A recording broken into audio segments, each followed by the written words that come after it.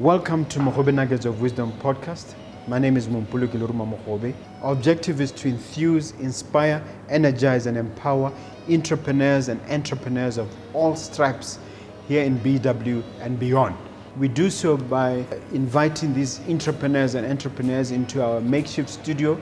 Sometimes we call them to the restaurant, sometimes we go to our studio, and we ask them to share their experiential knowledge, their experiences and their expertise, and we ask them as many questions as we can, aimed at empowering you also as a viewer.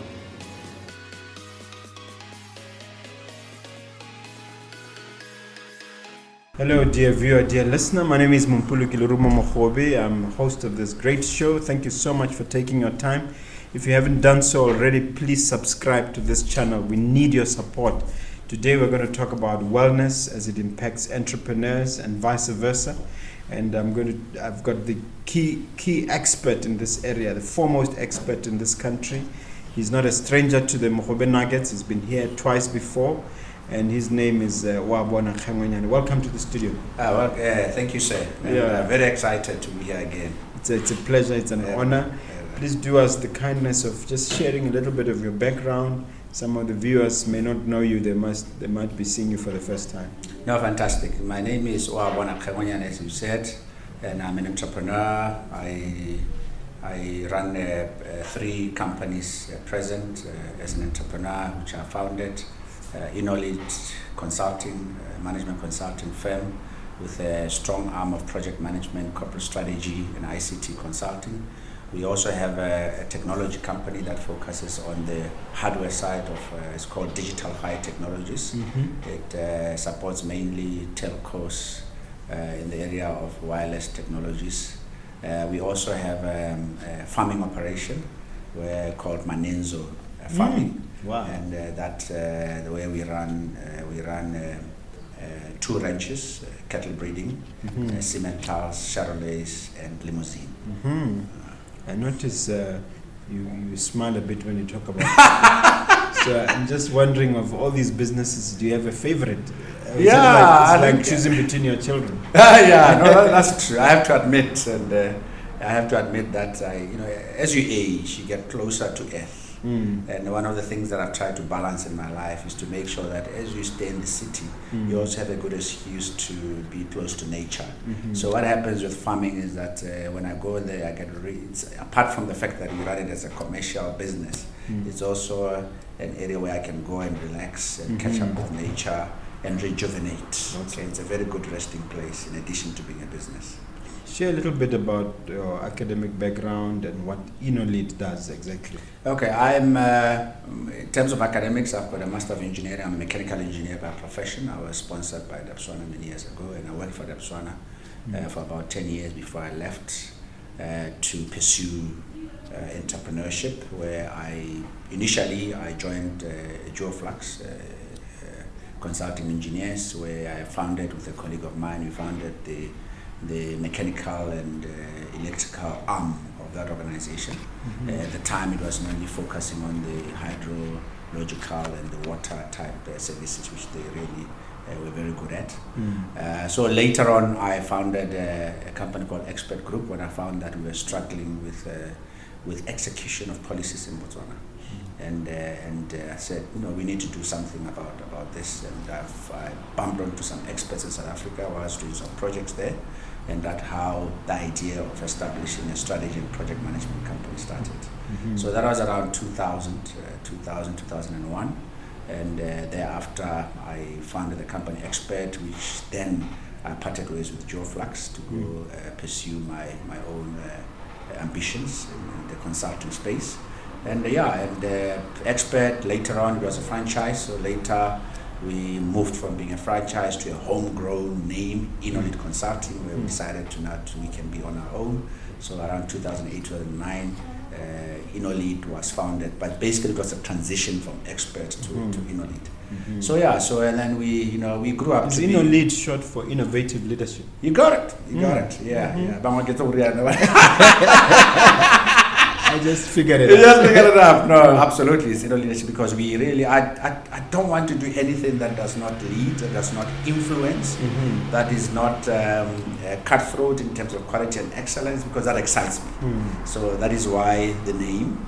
You can even see the logo. The logo is a bit also mixed up. It's got a man with a head down doing almost like a head spin. That was intentional to say we do things differently. We explore, we adventure, and that's how we do our delivery in terms of consulting. I get bored very easily when I do things the same way all the time.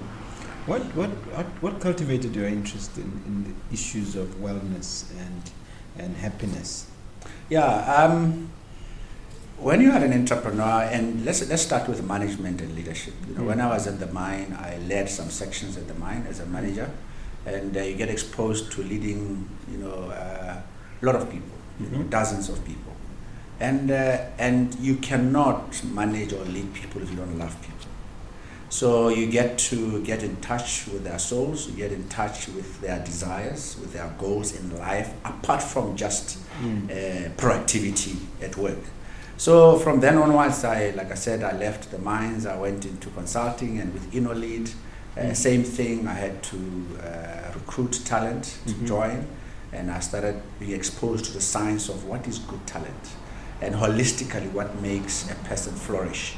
Because it's important for me that when I work with an organization, I work with a team, they are at their best, they are flourishing, and as also I read a lot. So during the process of reading philosophy, management books, there was a time when there was a transitioning whereby, from an HR perspective, it was discovered by the experts and talent that the best way to get the most out of employees is to target their strengths instead of their weaknesses. If you remember many years ago, whenever you get appraised, your boss focuses on the stuff that you don't do very well.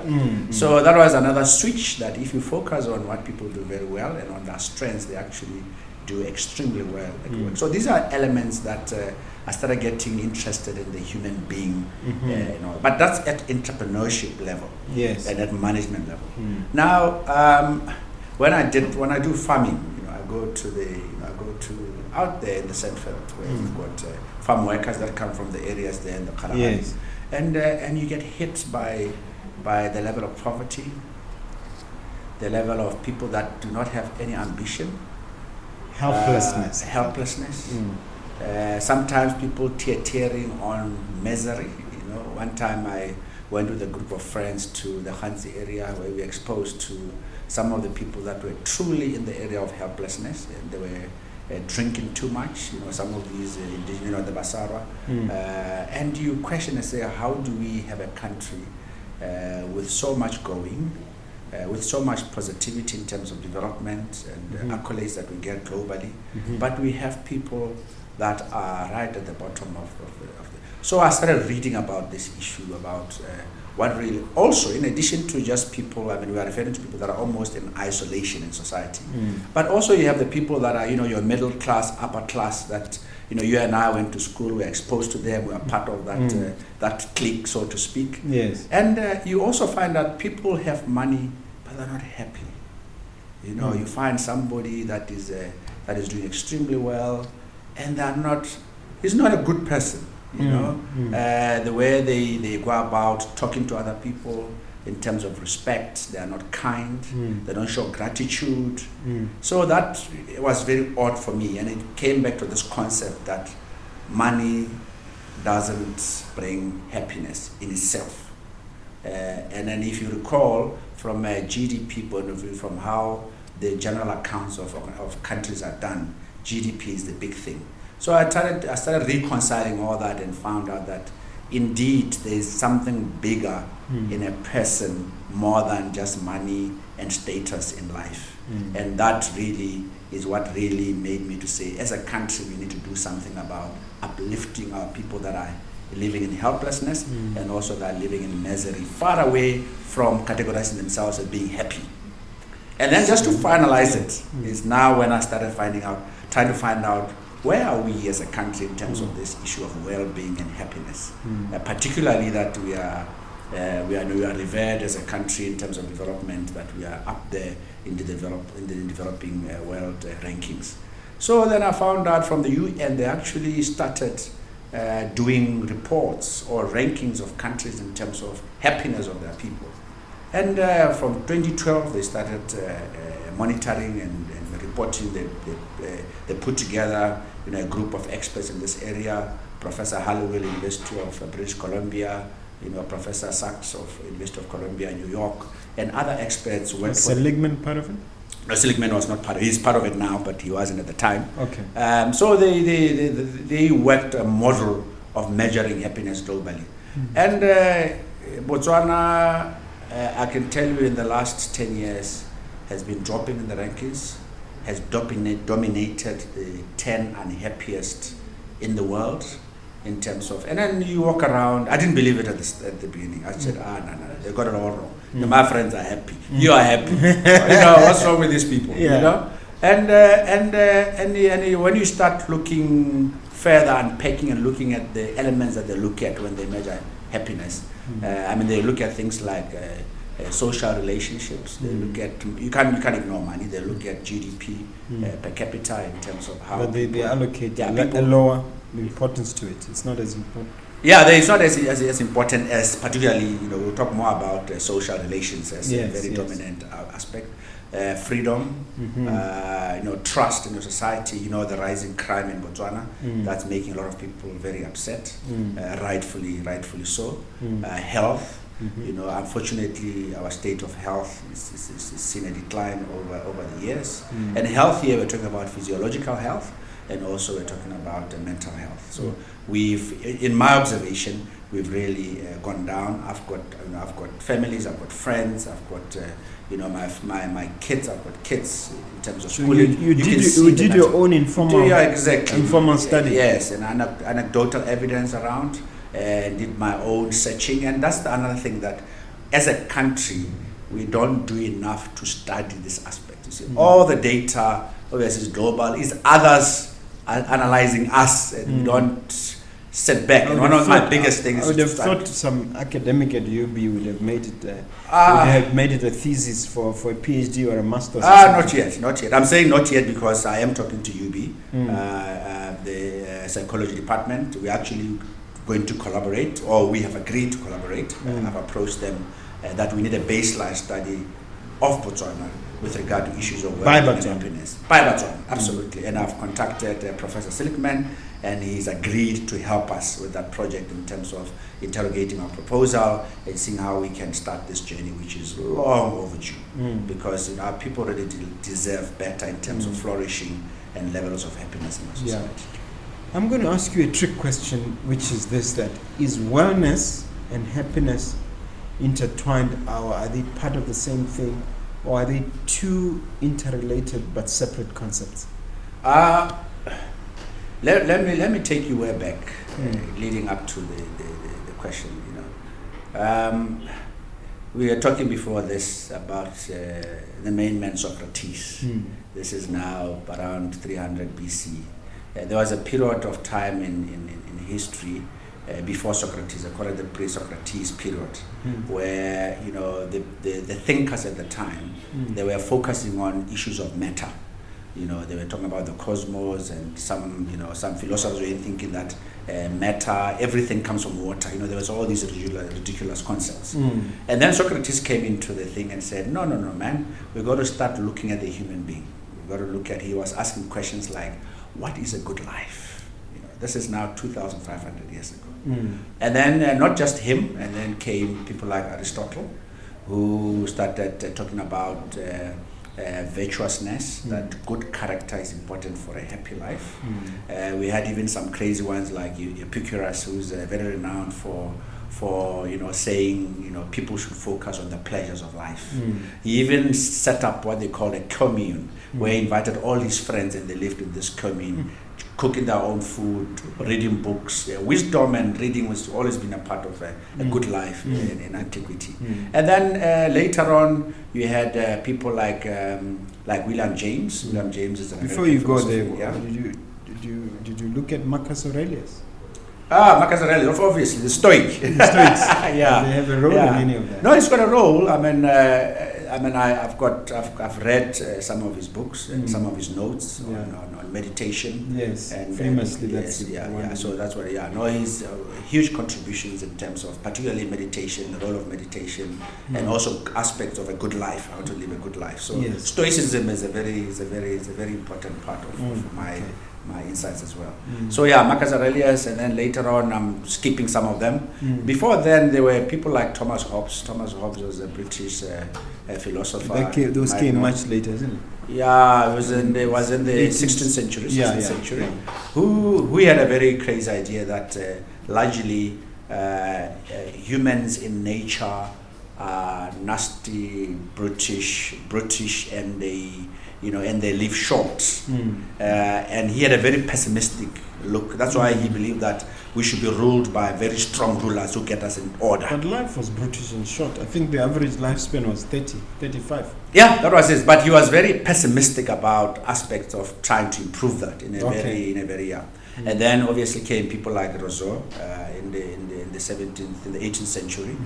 John Jacques Rousseau, the French philosopher, who realized that the modernization that was happening at the time was actually bad for humans. He came up with the concept of a social contract, which is obviously was a big milestone in the political sphere of governance. But he is the one who, and also Émile Durkheim, also a French philosopher, who did a study in the 19th century around the psychological impact of modernization or capitalism on people, particularly transitioning from the egalitarian or the agric pre-industrialization to now people moving into the cities and the towns in France. Yes. And he was shocked to find that actually the rate of suicides was starting to go up. Interestingly, the rate of suicides was higher in countries which were more developed, like Denmark at the time, and there were less in Italy, which was not as developed at the time. Yes. And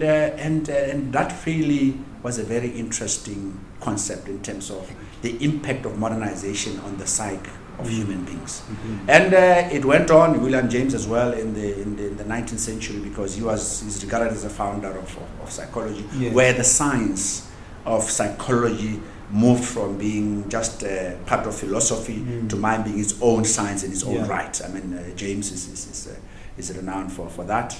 And then importantly now, in the 20th century, we've got people like Martin Seligman, who came back, who's regarded as the founder of positive psychology, where now the measurements of well-being of people, the measurement of satisfaction of people in terms of life satisfaction. Like you said, there are different aspects of the angles at which you look at people's well-being. So well-being, happiness, life satisfaction, for me, is just tautology.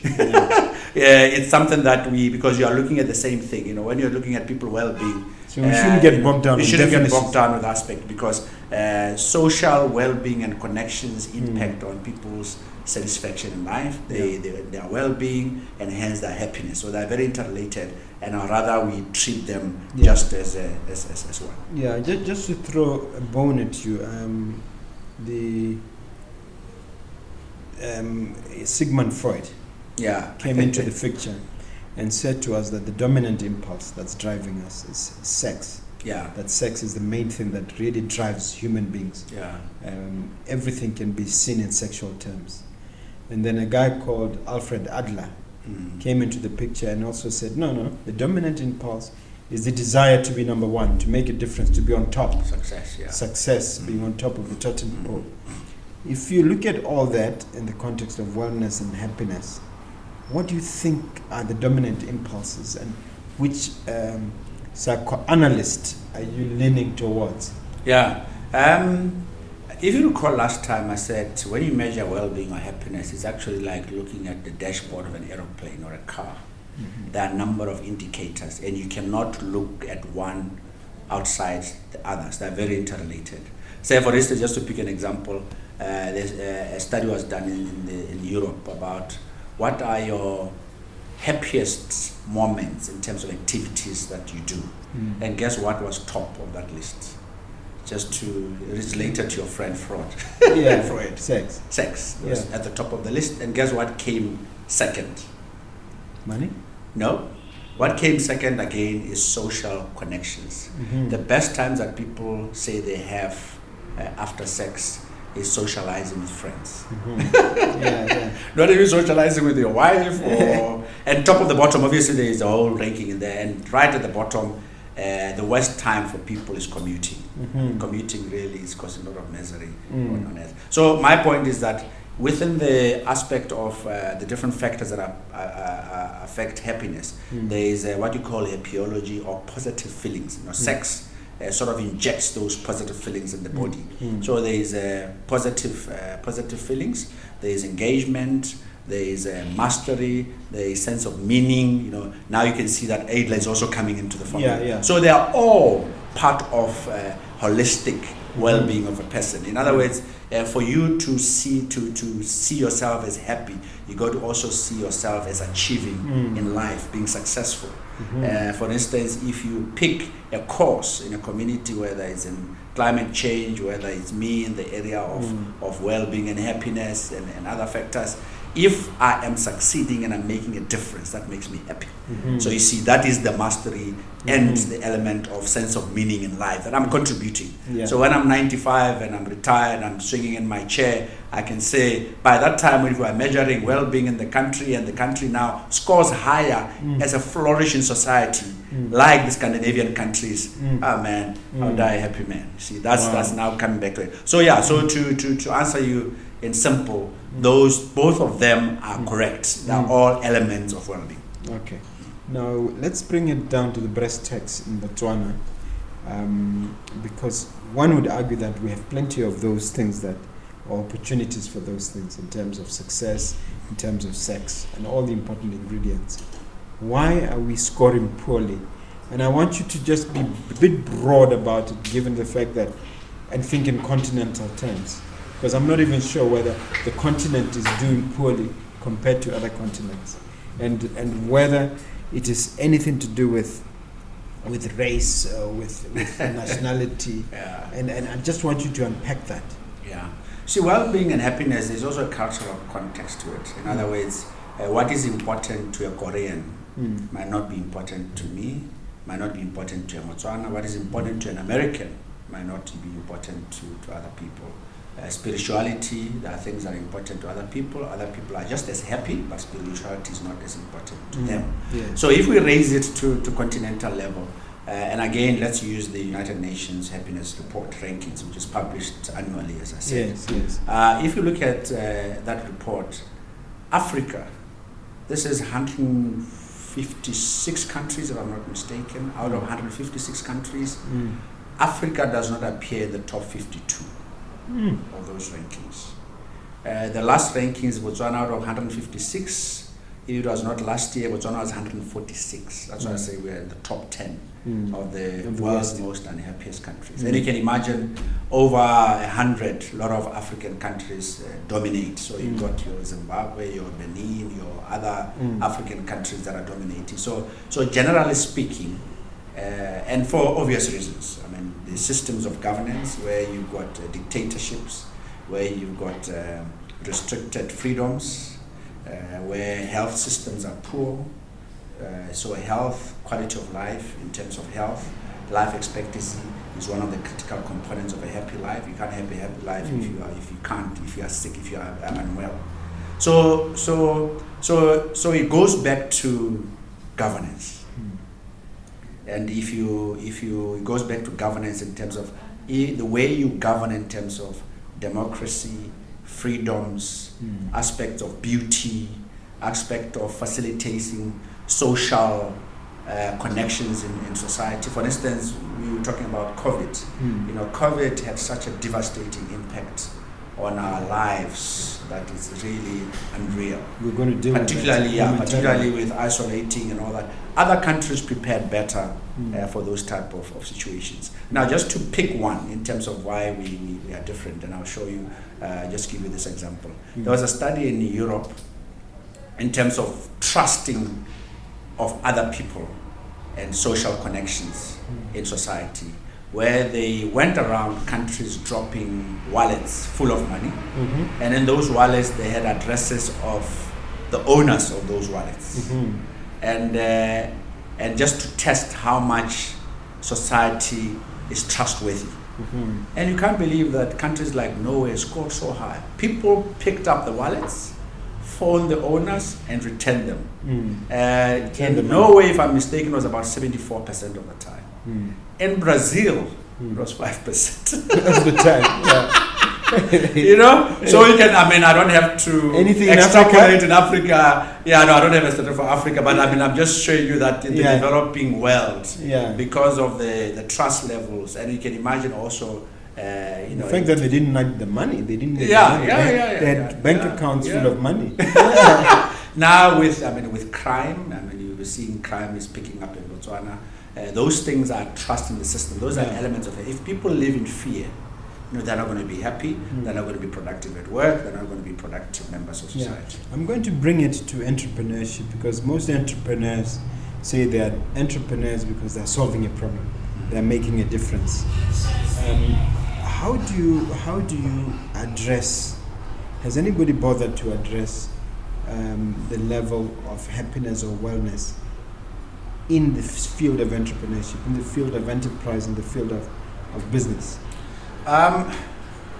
Again, no. It has come up in statistics, which are measured through BNPC, through World Bank, through the UN Happiness Report, in terms of, like I said, others are doing studies on us, so you can get the data. If you recall that during the 90s and 2000s, there was a big hana about Botswana with regard to work ethic, that there's a poor work ethic, is causing poor productivity in organizations.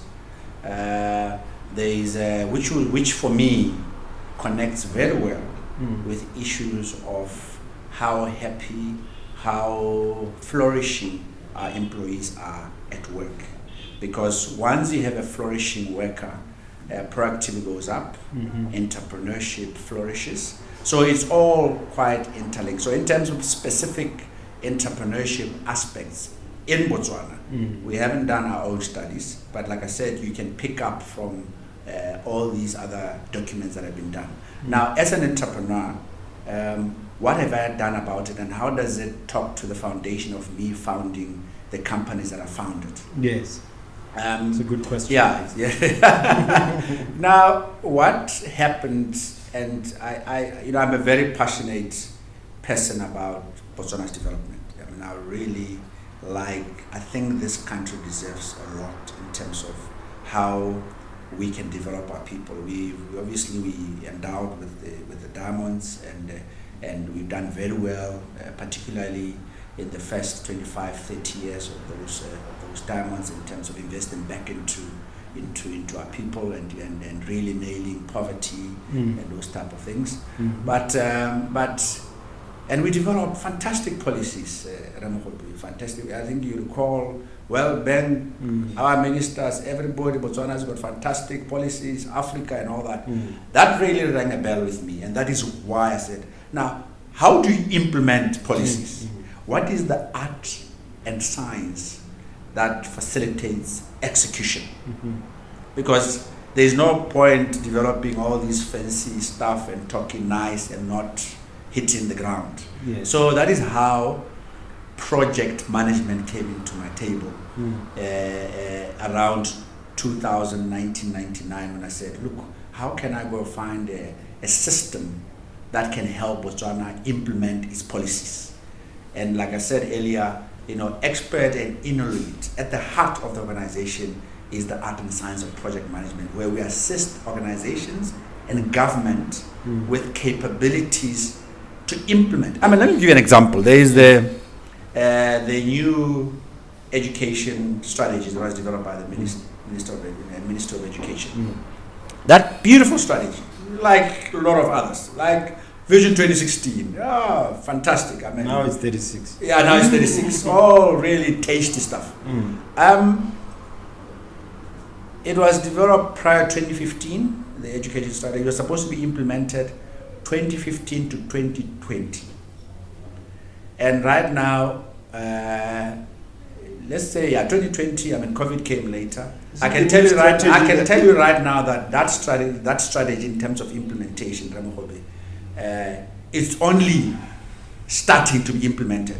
There was also, you recall as well, the 1993 revised policy on education, which we talk about for 20 years about why it's not being implemented. Yes. So this is something that's really a handicap. This one that you say is just being implemented is the one where we are going to emphasize on STEM, science, technology, parallel progression to make sure that kids, when they're in Form 1, you don't take them out of the system simply because they can't pass maths. If they are good at woodwork, let them go through. So it's been sitting on the tables gathering dust. Yeah. It's only that somebody's grabbed it now and seek it to implement it now. Is that what it's only started. No, it's slow. We are very slow, but sometimes we don't implement the good things that we say we need to do. Yes. But that is the challenge. And that is where we need now a culture and a discipline of implementing projects. And that is what Innolead does. That's what we master. That's how we assisted some government departments with implementation and developing capabilities. We are currently the largest trainer on project management. In other words, if you don't know how to implement, you come to Innolead. We've got a whole academy that specializes across all different competencies of managing projects. And one of the things that you said, which may be affecting that in your last visit to us, is that we've become too bureaucratic. And I wonder whether we can develop that conversation further. This endless bureaucracy, what impact, if any, does it have on issues of wellness and issues of happiness in terms of being happy at your workplace, for instance, if you're in the civil service? Frustrates us as entrepreneurs, the bureaucracy, So it doesn't make entrepreneurs very happy. But anyhow, I think bureaucracy is a big problem in Botswana. Michael Potter, Professor Potter was here in 2012. He stood there before our leadership and said, why do things take so long in Botswana for things to happen? I mean, we are a very slow country to make things happen because of bureaucracy. And the bureaucracy, to be fair, we adopted bureaucracy. I mean, the template that we used in 1966 when the country started was the British template. The problem is that the British have moved on and we're still stuck with that template.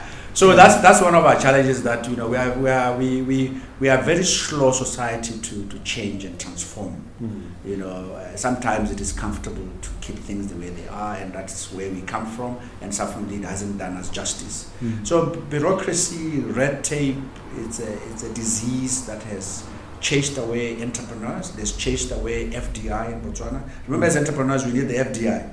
You and I, when we want to do a project, we need those foreign funds. direct investment. Absolutely. Yes. And if they don't come, we get frustrated, and that really affects again the number of people that need funding for projects and initiatives.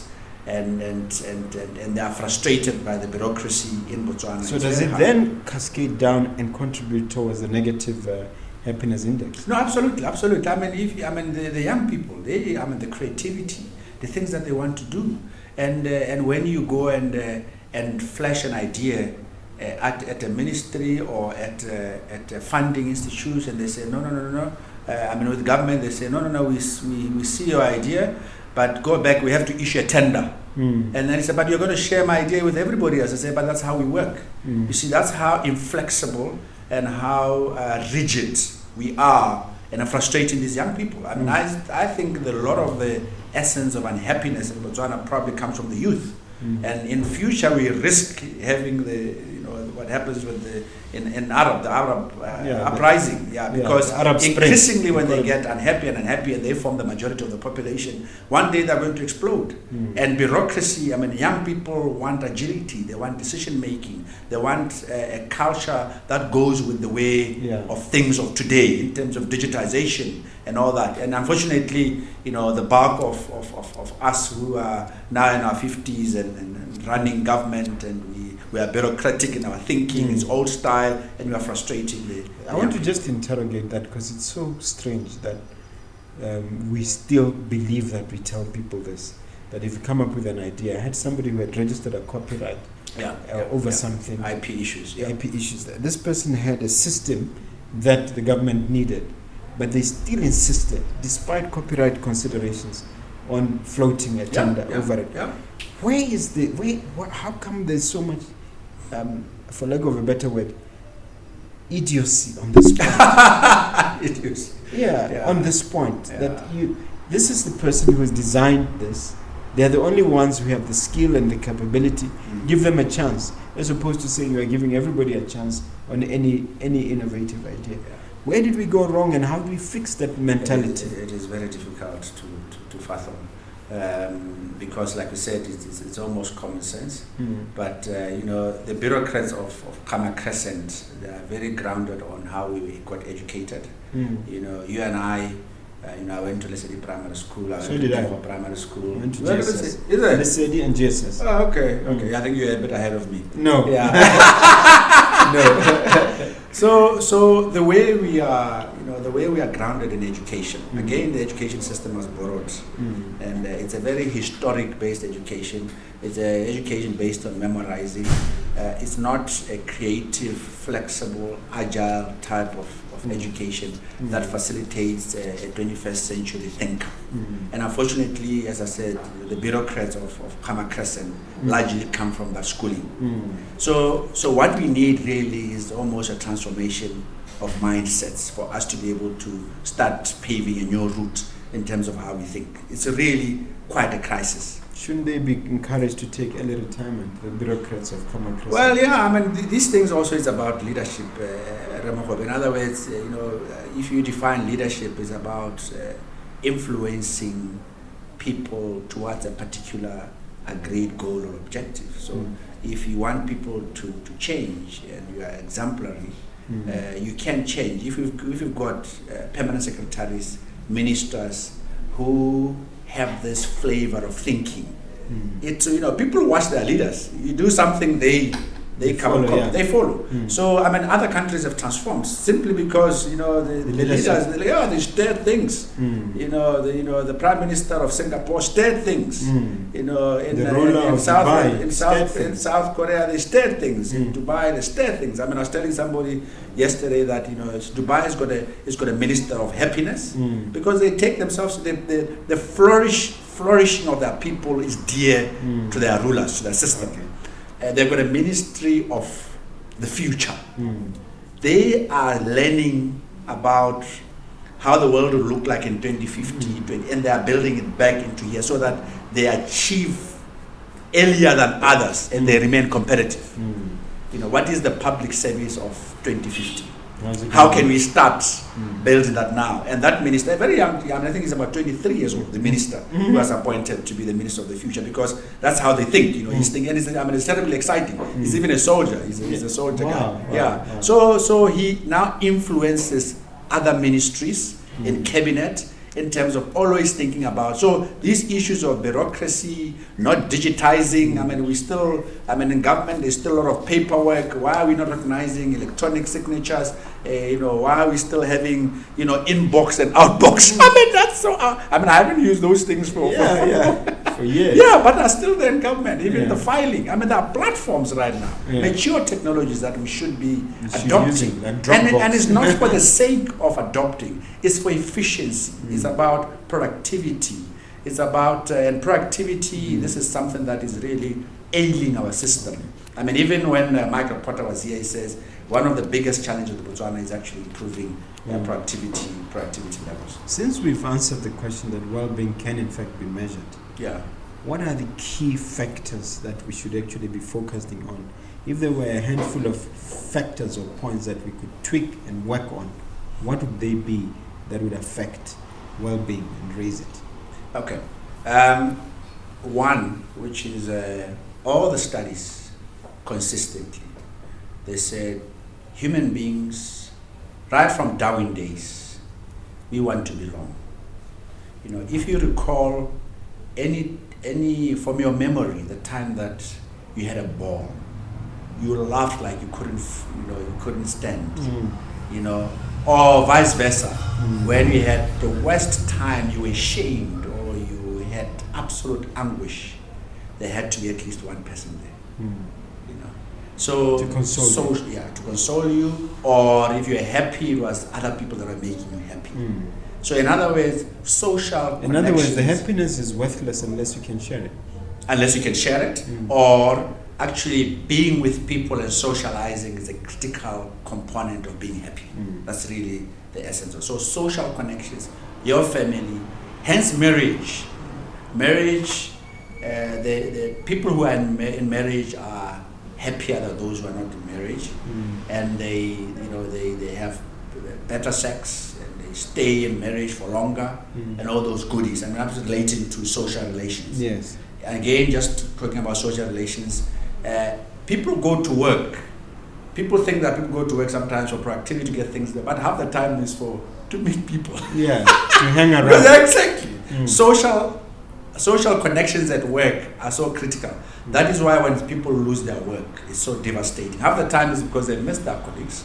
They miss belonging to a group, and not just missing the economic part of it, but half the time is belonging, which is really devastating. So social connection is the big one. The other one is engagement. Is a component. In other words, human beings need to do something.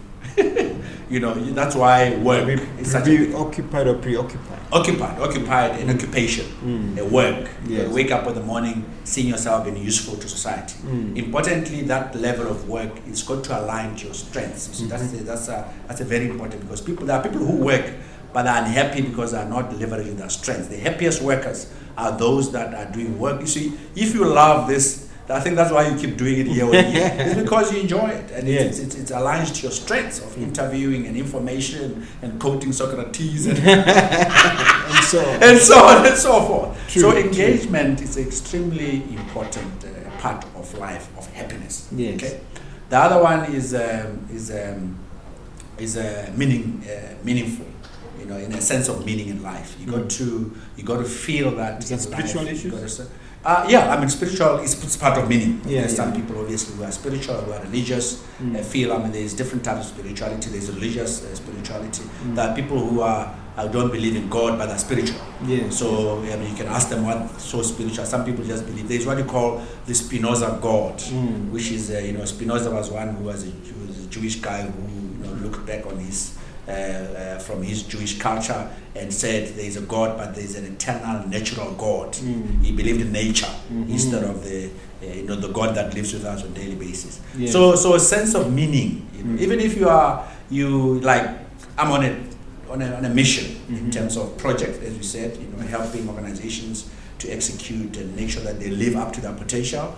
Also, this mission of promoting well-being, hopefully translating to policy and making better lives for Botswana. That's meaning. The other critical component obviously is health.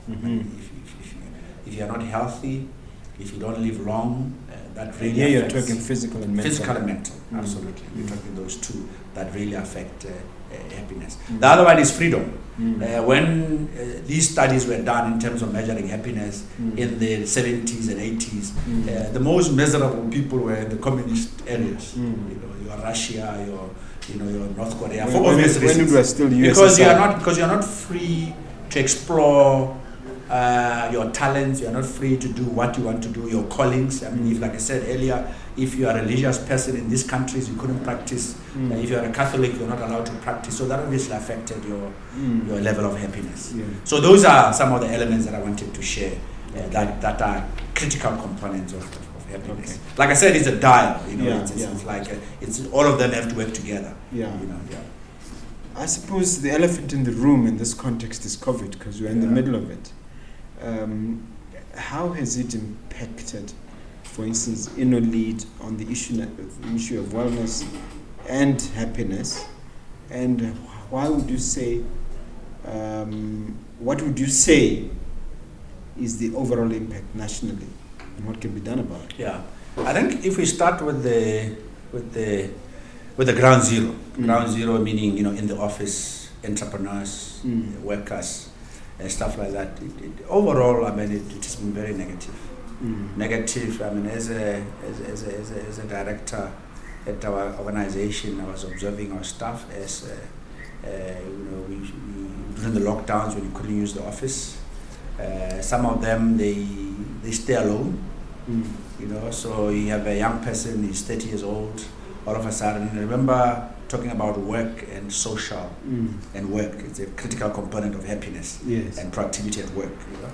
And now all of a sudden somebody's got to be at home for days and days out in front of a screen. In a studio apartment. In a studio apartment alone. You know? And you could see, I mean, some of them actually, they found a way of getting to the office, even if we had to chase people out of the office. And they appealed, they said, no, Kgengwenyane, you know, we need the office for our well-being because, you know, it's too lonely at home. Yeah. So loneliness. Loneliness here, when I say ground zero as an entrepreneur, loneliness in terms of our families. You know, you got people that could not visit the elderly, you know, you could, because you didn't want to risk. I mean, I was one of them. Was when you have to be careful when you visited your mother. You know, we had to be very careful. You could actually shout at your own sibling to say, don't go and visit mom. You'll kill her. Yeah. You know, that's so you can see that, I mean, how can you not connect with your dear family members? So in short, those were the negative impacts. Also, there were some positives. I mean, to always look at the positives. I've heard people talk of a COVID dividend. Yeah, positives. One is if you have a good marriage, and now you got to spend time at home with your wife and your kids. I mean, that means the connection at home improves. Especially if you've been busy all along. Absolutely. Now all of a sudden you know your wife is there, you are there, your kids are being online, and you are playing together. That's really quite a wake up call. That's one big positive that I'm hoping that it enhanced some of the marriages and families and so on. The other thing that also affected negatively, you know, we talk about friends. It's been very critical in terms of your well-being, and unfortunately, you couldn't visit friends anymore. Actually, some people, sadly, they because of the importance of social connections, they made sure that they still met. I know about a group of friends that met during COVID. And I think out of the 5 friends, 3 passed. I know that incident. Yeah, I know those guys. Extremely sad. Yeah, extremely sad. Because of their desperation. Because it's like I said, we belong. We connect, and one of the best moments that you have is when you are with your friends or with your family and so on. So that was those are the positives that you didn't take mention GBV, which if you listen to the radio, it exploded. Even this morning when I was coming here, there was GBV. Like I said, we are not even ready. I'm talking about new homes where kids had to be taken because of violence at home. The mothers had to, and we're not ready even for those type of things. Like I said, we were ready with the physical ailments that people had to go to Sekitumile. But for the mental impacts, people had nowhere to go in terms of. One wonders what will happen if the happiness index people were to come now. Will it be the bottom of the heap, or if we were to come and if they were coming to measure us at this? No, we haven't changed. I mean, I think the 2021 report is out already. Is it out? Yeah, no, we're still in the wrong part of. But are we worse off because of COVID? I should think so, because obviously, like I said, it was a low moment. I mean, the state of emergency. People were frustrated; they couldn't move. Again, you are restricting people's freedoms for right reasons, but it affects. Well, people could not actually understand the full logic for the SOE extending 3 times. Yeah. Because they understood the first time, but the second and third. I think the government did a poor job of convincing people that it was necessary. Yeah, absolutely. People were really, really quite desperate for this to end. And secondly, it limited movement, with all the restrictions. For you to go to the farm, you needed to do a permit. Sometimes the permits were not working, and then your staff there, the Kumara gang were frustrated. So it cost a lot of trouble. So, like you said, my suspicion is that with COVID, it may have made things worse in terms of general, also corruption. The allegations that because of COVID and that time when people a lot of tenders were given to people that should not have been given those tenders, and so forth. So those things upset society. Yeah. And then you get those negative connotations. One positive element that I have to mention, which I'm picking up from social media and just colleagues, is there are a lot of people that now are going to be traveling. They're going to be spending more time with family. They're going to be spending more time with friends because they realize that life can be short. And brutally so, like Hobbes said. Yeah, like Hobbes said, can be really yeah. brutal. Yeah. So now there's a lot of people that now are looking forward to traveling, looking after their health, because as you saw, a lot of people were not in good shape. You know, COVID was very devastating for them. If you don't look after your health, you're obviously very vulnerable if you get instances of COVID. So a lot of people, I stay just outside Gaborone and Mompoloki, and you see a lot of people running along the highway. Yes. People are really now. So looking after bodies and all that kind of stuff is something that is a good dividend, as you said, out of that. As you say, as John Maxwell says, everything rises and falls on leadership.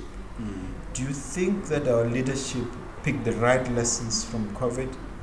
And if so, why do you say so? If not, why not?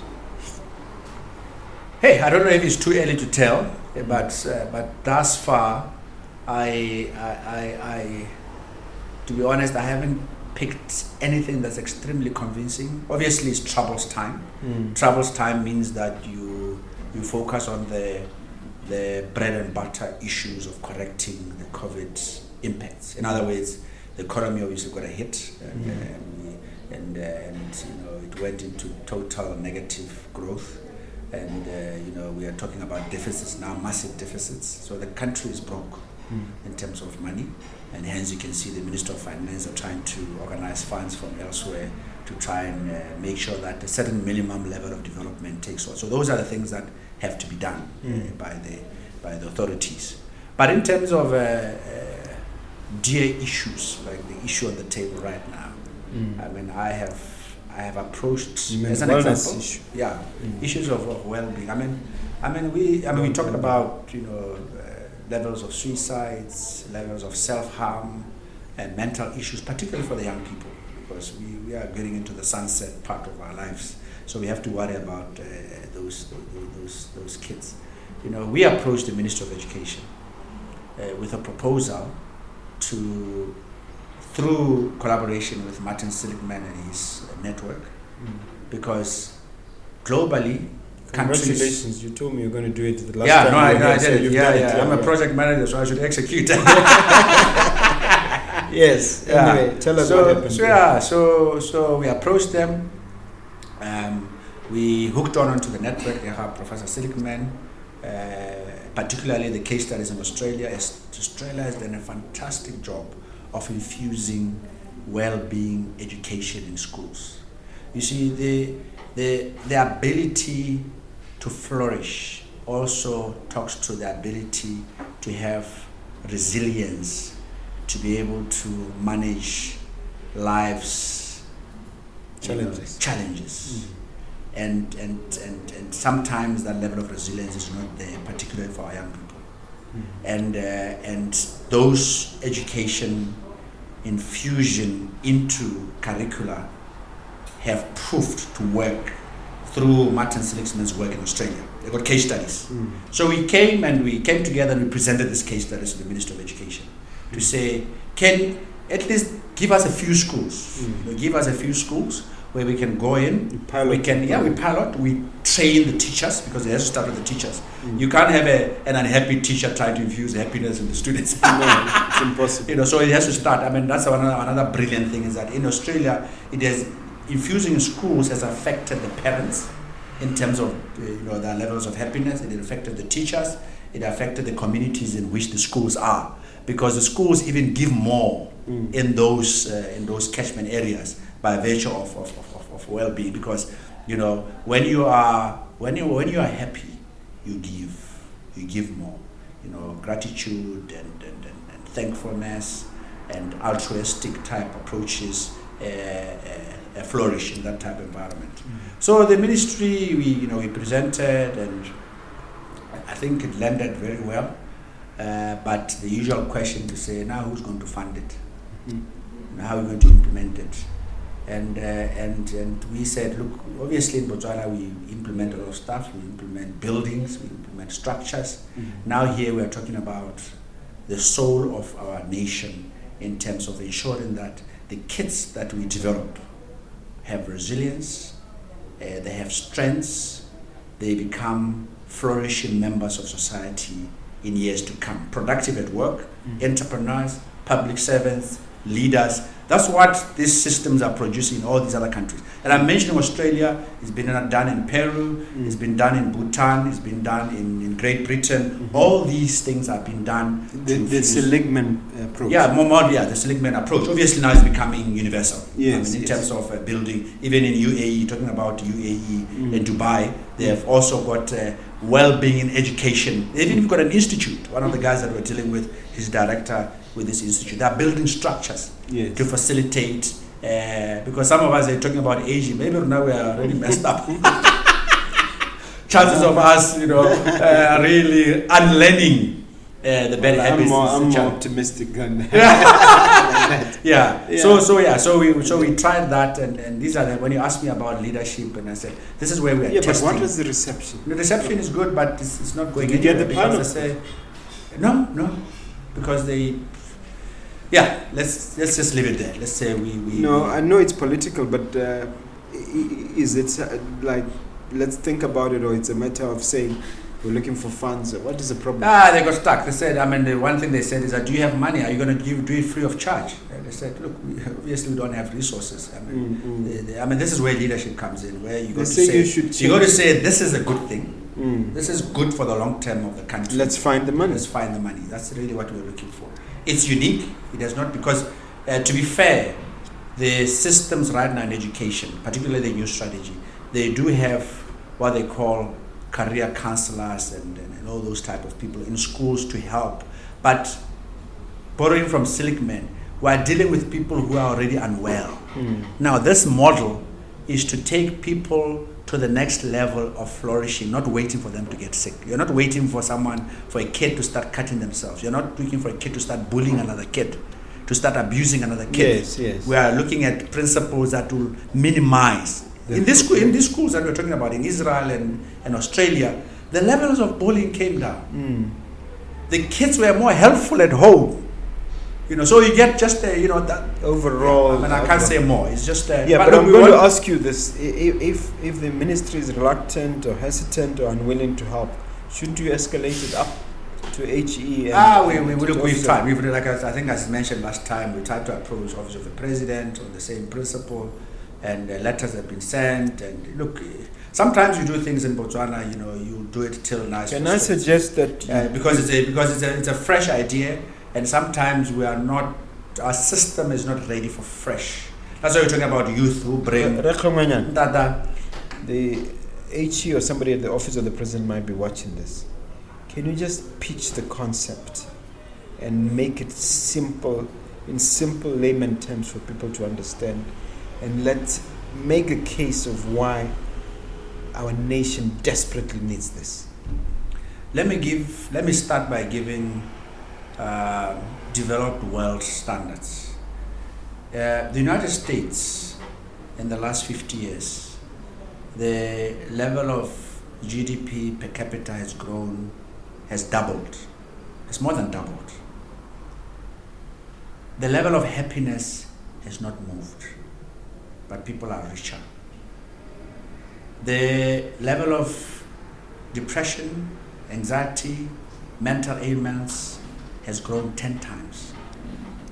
So the moral of the story here is that our developmental model should learn from this to say, although we are promoting prosperity from financial and material perspective, we are leaving a critical component for which the developed countries are now learning in retrospect.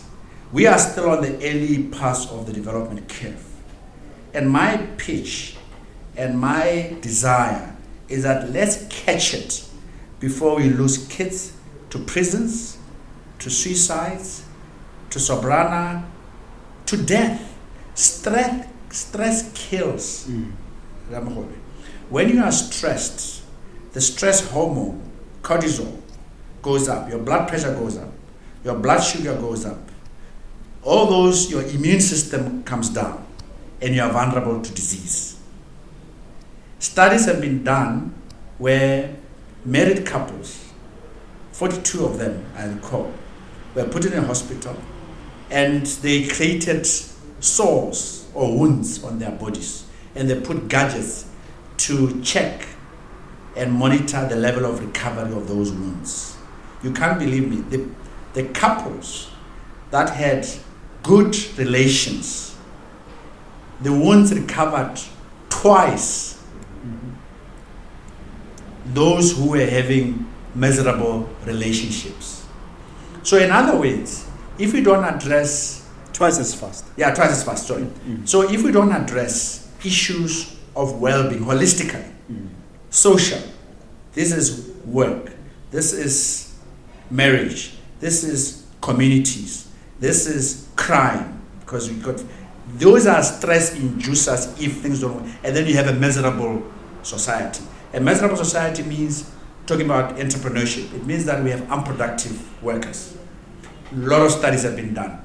If workers are not happy, you will not get the productivity, you won't get a flourishing entrepreneurial ecosystem.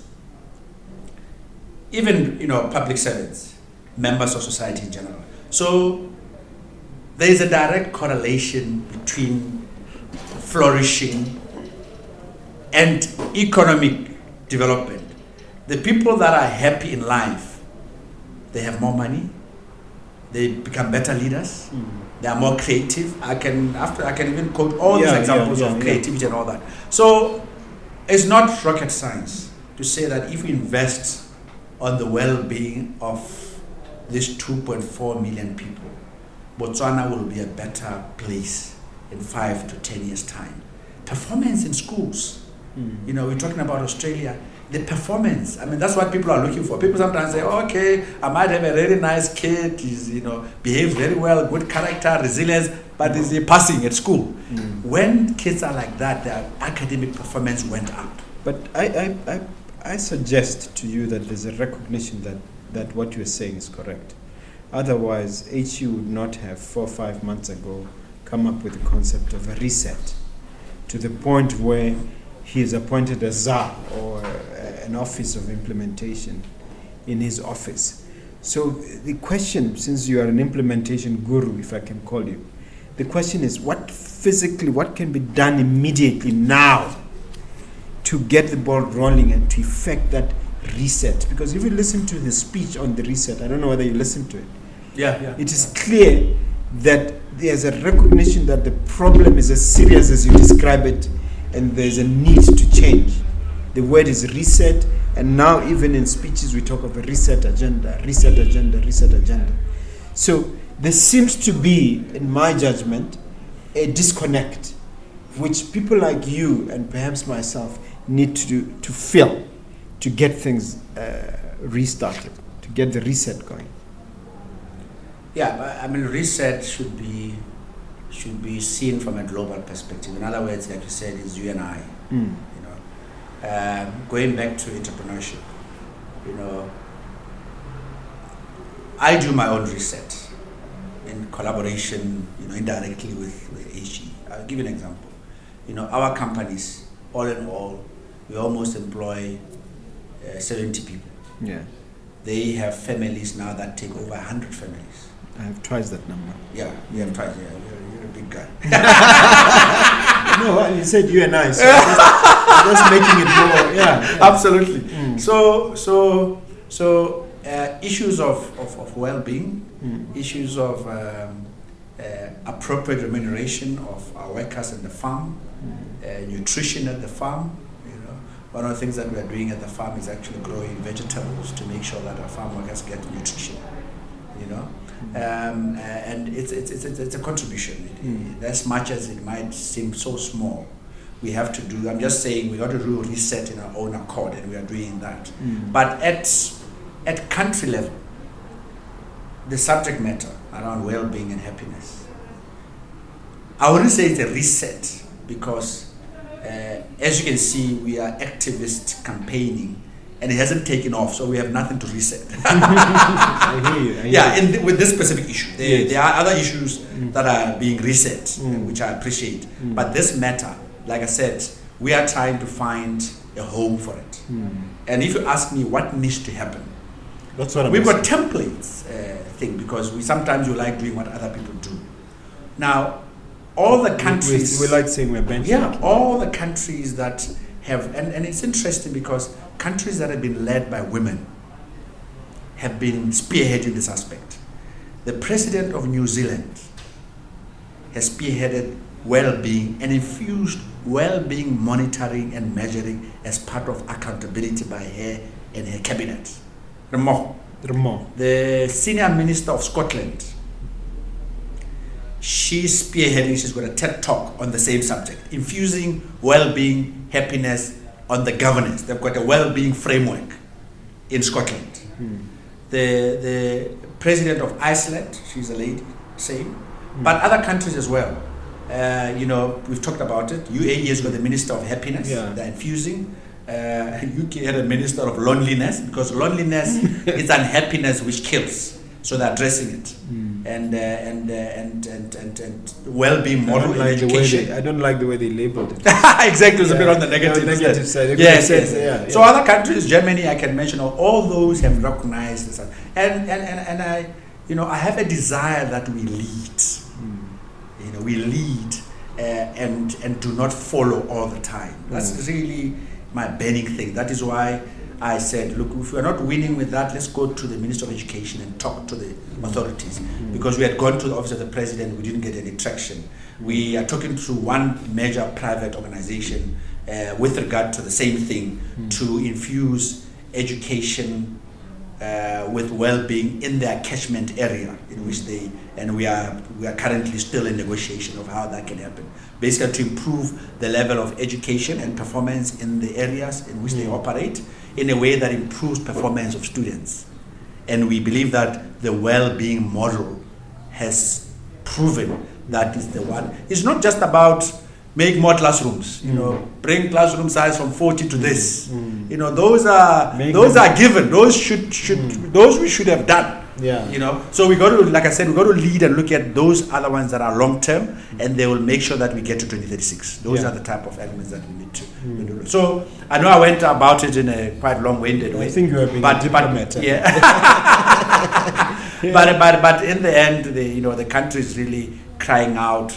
Let's have a minister, or it doesn't have to be a minister. It could be a structure with an office of the president that is geared at ensuring that all policy. But isn't that what Boyce Sibetala is supposed to be? Isn't that his position? Implementation. The policies, the ideas are there, but some of them are not being applied. Look, I don't know the details about his role.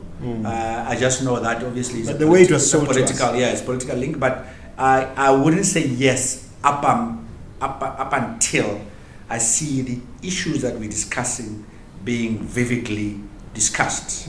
Issues of the well-being report, issues of crime going up, mental illnesses issue, suicides going up. So you'll only believe it when you see a conscious, direct effort. This is an element of development that needs to be addressed. First of all, let's start measuring. Let's not just rely on United Nations to measure, because you can't manage it if you can't measure it. I mean, that's the bottom line. So if we don't have a handle of it, like I said, we are doing our own research. We've approached I've approached University of Botswana. We are talking to the psychology department. We are looking at collaborating and starting a baseline study. We need support with those type of things. So we are doing what we can, but in the end, like you said, if the leadership do not catch it, it means the road will be a lot longer. Which now leads me to the crystal ball issue for you, for Innolead, in terms of how you see this issue being tackled and what you see unfolding. If you're going to look 10, 15, 20 years, will Innolead and like-minded entities, like perhaps Mogobe Nuggets and others, really start to have that little dent in the universe of Botswana in terms of really starting some traction on these issues and getting the government and getting the nation to address them? So what do you see? What's your crystal ball telling you? 10 years, 15, 20 years down the line? Well, first of all, I mean, congratulations to you. I think the project you are doing in terms of sharing information with the broader public on matters of importance to the nation, it's extremely critical. I mean, yourself and obviously media out there. And the fact that you give us a platform to share these things. You asked me before I came here to say, what is the catch out there? I mean, we are getting a lot of entrepreneurs that are calling us and asking for coaching, for insights in terms of how they can build the same things with the organization. That's how it starts. It starts at ground zero. I mean, right now at Innolead, like I said, I want excited, enthused, happy, well-being, healthy stuff. And we've got a committee. We call it the iGlow, iGlow Wax, which is just responsible for make sure that stuff glow. You see what I mean? And we are infusing those right from how the office looks like. Do you go to the office and feel you're at home? Does it make you smile? Does it allow for social connection in the office? We talked about issues of social and friendship at work. Are you doing something that talks to your strengths? That's extremely important in terms of work. Going back to my famous studies, there was a study done in 1958 by George Gallup, the founder of Gallup. And he did a longevity study and found that people that lived up to 90, most of them are driven by the fact that they did not retire from work. Okay, they retired at 80. Even when they retired at 80, they still took their trade almost as a recreational activity. They loved what they did. What they did aligned to their strengths. They carried on. Yes, and importantly, they carried on working again because of the social aspect that I talked about. Because it's important. That's an argument against retirement. Exactly. Yeah. No, retirement should be out. I mean, I'm convincing my team that if you are here, you do what you love, why should you retire? So retirement should really be thrown out the window. Retirement kills. Okay. Yeah. Retirement has killed our grandparents, our parents, because once they retire from work, they retire from life. And they become very lonely. I mean, one of the things that COVID did, loneliness, I told you earlier, loneliness kills. So these are the things that we need to. So at ground zero, we are doing what we can as an entrepreneur, and through people like yourself, we are spreading the message to make sure that all other organizations, I mean, I also did a talk to FNB on happiness at work, because they're also trying to build structures and processes that build workers that flourish, that enjoy what they do, and things like that. You'll be amazing at the level of productivity. That, I mean, creativity, new ideas, become competitive when staff are on top of the game and they work with a smile. So those are the things that, for me, we are doing at ground zero wise. But at national level, we will, currently Botswana is crafting, its country 2036 strategy. There's a vision in 2036. So I'm hoping that as the consultation go on, we can influence those documents to make sure that once they are captured and documented as a country blueprint, then obviously they can translate into policy and cascades. And then when we're talking about prosperity in 2036, when we are now a high-income country at $15,000 or $12,000 per capita, we're not just talking about rich Botswana that go around with big cars and big houses, but they're actually flourishing, like Denmark, like Switzerland, where they're having a happy life. That when you drop your wallet, it will be yes, it will be recovered because you trust the system and those type of things. So do you see Innolead the spreading its tentacles throughout Africa to try and drive this mission? No, absolutely. I mean, as you said, with your social media, obviously goes with Innolead. We are already, we have an office in Zambia. We have representation in Uganda and so forth. So our intention is to spread this message in Africa. Africa is really struggling with issues of well-being of its people. Half the time is because we are poor, everybody wants money and a building. For us, that's development, and we've left development of the inner person behind. I know it sounds a bit spiritual. No, it is. It is. We've left it behind, and my issue is that let's do them in parallel. Okay. Let's do them in parallel, so that obviously money is important, because if you look at the scale for happy countries in the world. African countries, half the time they are low there because people are living in poverty. Yeah. But there's a certain threshold that when you go beyond that threshold of money, now happiness and extra money, that makes no difference. Makes I told no that. difference, yeah. I told that. That's why they say it doesn't make a difference between being a multimillionaire and a billionaire. Absolutely. Yeah. All right. So here's your chance to hit me with a question. What do you want to ask me? Yeah, I mean the big question is I hear when we're discussing these issues, you seem to take them to heart, quite receptive to them. I know you're not doing them for the camera. Of course not. I know you're doing Yeah. it for the camera, and is to say, how do you see? I try to project your role, but I'd like to hear it coming from you to say, how do you see your role when we come to your studio and passionately articulate issues that we think are important and cornerstones of creating a great country? Because this country currently, we can't talk about potential. We've got to spring up. We've got to catapult. We've got to make sure that particularly people well-being issues like the ones that I'm talking, that says the majority of the population needs to be doing well, needs to be flourishing. Yeah. So that's really the question. No, that's a great question. I must tell you that I'm actually looking up to people like you, Kgengwenyane, in terms of what you've done. One of the things that really pricked my interest is when you started speaking about this. I think it was at F&B breakfast. Correct. And, Yes. And I was still grappling with how we can communicate with the greater public in terms of how we can really expand this message. And if you think of our four cornerstones, or the four cornerstones of our tagline, which is to infuse, to energize, to inspire, and to empower. It is all about this, to try and uplift. When you and I were going to have a seminar jointly on how to 10x, about 10x ourselves. We're thinking of 10xing ourselves, and well-being and happiness was at the center. Sure. The reason you get into entrepreneurship, yes, we say we're solving problems, but you're solving your problems to impact society in a positive way. So it's one of the things that I live for. That's one of the things that I want to see as part of my legacy, and it's something I'm very, very excited about. I mean, you could tell from the questions I was asking you that I want this message to spread, and it frustrates me to no end that bureaucracy is again getting in the way. No, sure. And I would really like to talk to those who are in a position of power, in the corridors of power, to also say, guys, please give us a chance. We are doing this on a voluntary basis. Nobody pays me for being here. Nobody pays me for this. And I'm sure part of what you do is voluntary.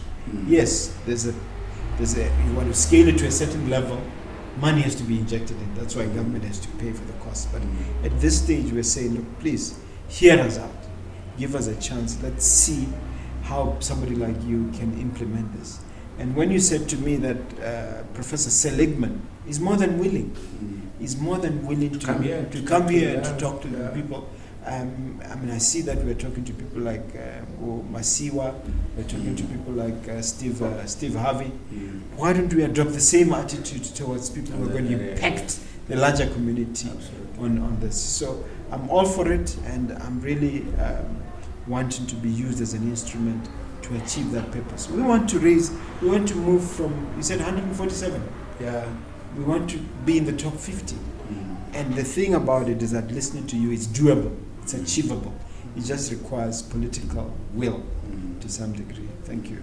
No, thank you very much. Thank you. Your last and final words, as you look at that camera, Kgengwenyane, you need to look at that person and speak to their heart. Say something inspirational, say something empowering, say something powerful.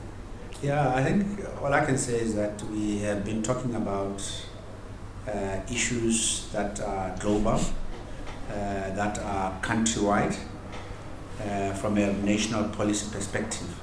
But in the end, we have to take responsibility for our own lives. And this aspect of well-being and happiness, I've talked about some elements which are quite critical to a very well-rounded person who can thrive. And I've touched on issues of obviously physical and mental health, social connections, being engaged at work, making sure that your kids, if you've got kids, are exposed to training and development around making them resilient in terms of their mental strengths. So I just wish to encourage fellow citizens to also take this on board at individual level. Simple thing on the social front. Make time for people that are dear to you. Improve or increase your network of friends or people that you can socialize with. In this talk, I've discussed how that has impacted positively on health of other people that have thrived on this earth. So with those few words, I hope you picked something, and I really thank you, Mogobe, for giving me an opportunity. Be kind enough to share your contacts. How do people link up with you?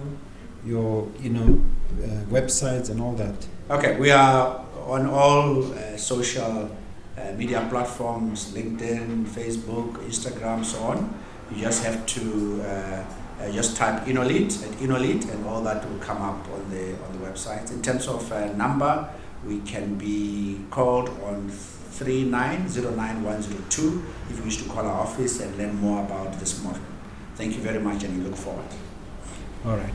Thank you very much. I thank you for taking the time out. As always, you've been a brilliant host. Thank you. Cheers. Cheers. Look forward, sir. Thank you so much. Cheers.